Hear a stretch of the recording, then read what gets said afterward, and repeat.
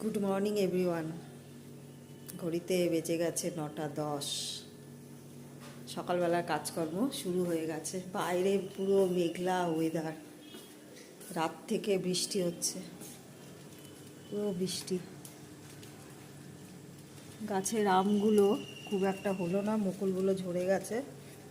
এদিকে আমি রান্নাও বসিয়ে দিয়েছি। এই দেখো, লঙ্কা রান্না বসিয়ে দিচ্ছি। সজনে ডাঁটা, লাউ আর উচ্ছে শুক্তো। তো প্রেশার কুকারে একটুখানি ভাপিয়ে নিচ্ছি, তারপরে ফোড়ন দেবো শুক্তো। আর বনি গেছে বাজারে, মাছ আনবে, কি আনবে দেখি।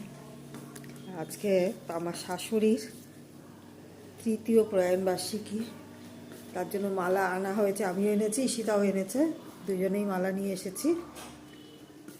স্নান টান করে ওর বাবাই হয়তো মালাটা পরিয়ে দেবে। দেখতে থাকো, পুরো মেঘলা ওদের, মনটাও ভালো লাগছে না।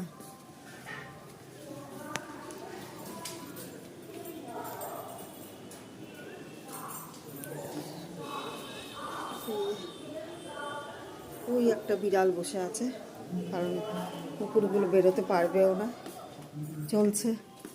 আরও একটা পরে খবর তোমাদের দেব। টাটা বাই, এই পর্যন্তই থাক। বাজার আসার পরে দেখা যাক কি আসে বাজার।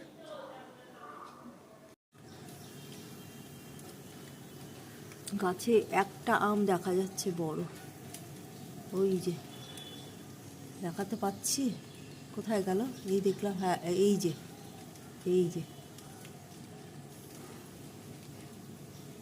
এটাই একটু বড়, আর বাদ বাকি সব কুট্টি কুট্টি আম। দেখি একটু নামাবো। টিপ টিপ বৃষ্টি হয়েই যাচ্ছে, ভালো লাগছে না।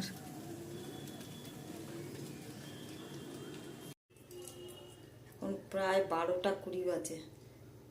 তো বাজার যা এনেছে আর দেখাতে পারলাম না, রান্নাগুলো চলো দেখাই। স্নান করে এই যে পুজো হয়ে গেল, পুজো করে নিলাম। চলো, আর বাকি কিছু রান্না আছে, সেটাও দেখাচ্ছি। চলো। রুই মাছ আর এই সামুদ্রিক মোরলা, এটার একটুখানি চচ্চড়ি মতন করে নিয়েছি। আর এখানে হচ্ছে সজনে ডাঁটা, উচ্ছে আর লাউ দিয়ে, ওটা তো আগেই করেছিলাম।